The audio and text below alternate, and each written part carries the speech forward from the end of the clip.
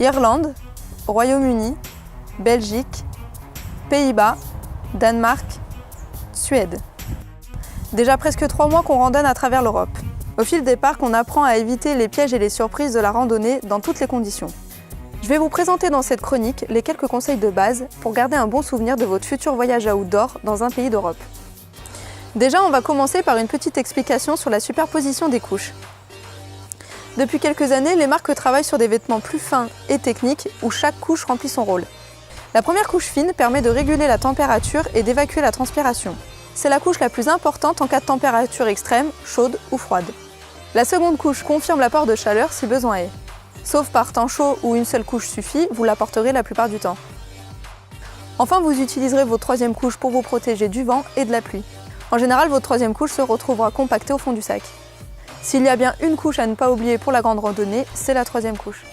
Là, par exemple, on est en Suède et le temps est connu pour changer rapidement et sans prévenir. C'est un peu le cas partout en Europe. Entre l'influence de la mer et des montagnes, le climat est difficile à prévoir.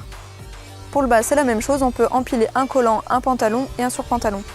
Pour l'été, certains pantalons sont même convertibles en short.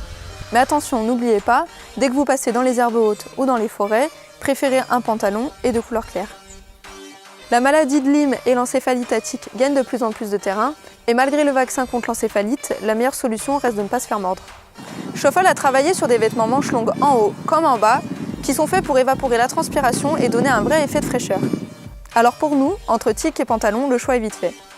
Enfin, on va parler un petit peu des pieds. S'il y a une chose qu'il ne faut pas négliger, c'est le choix des chaussures et des chaussettes. N'hésitez pas à faire vos premières randos en chaussures hautes, même par temps chaud, le temps que vos chevilles reprennent le rythme.